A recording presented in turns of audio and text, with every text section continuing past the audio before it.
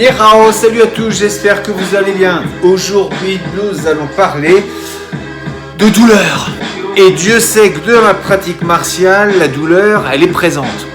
Que celui qui n'a jamais souffert me lance une pierre.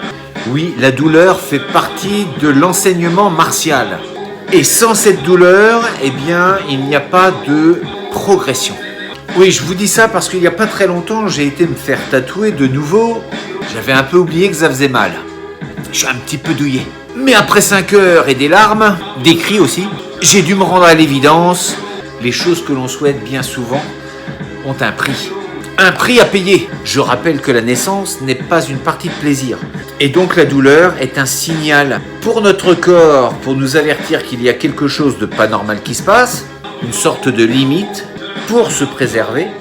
Mais cette douleur nous permet également de nous dépasser, de ne pas simplement arrêter sur les premiers signes de difficulté, mais bel et bien de persévérer. Et puis la douleur, lors du tatouage également, était un rite. C'était souvent un rite d'initiation. On passait un cap, souvent de l'enfance à l'âge adulte, mais également lorsque l'on avait réussi certaines tâches, eh bien, on avait un tatouage qui était associé à cette tâche. Et les choses importantes, comme je le disais tout à l'heure, elles se payent, que ce soit par de l'argent, par du temps, mais aussi parfois par de la souffrance. Les choses simples sont souvent données à tout le monde. Les gens qui vont se donner du mal, d'ailleurs cette expression veut bien dire ce que cela veut dire, on va se donner du mal, cela sera douloureux pour parvenir à une réalisation.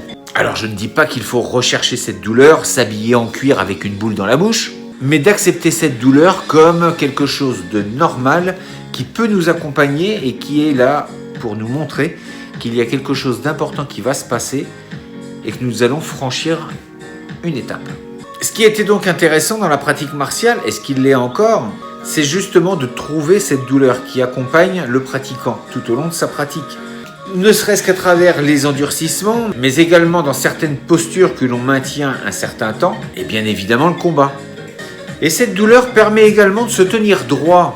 Effectivement, j'entends par là, quand on a côtoyé la douleur pendant un certain temps, cela permet d'éviter d'aller embêter notre prochain, parce qu'on sait que ça peut faire mal. Donc la douleur a une certaine vertu d'éducation. Ne fais pas ça sinon, et Dieu sait qu'il y en a qui en manquent. Attention, la violence ne résout pas tout, on est bien d'accord. Mais des fois quand même. Donc apprenons à quantifier un petit peu cette douleur, dans le sens où elle va nous permettre de passer une étape dans notre vie. Je vous dis à très bientôt pour une prochaine vidéo. D'ici là, restez forts, restez beaux et surtout, restez bienveillants. Ça Etienne.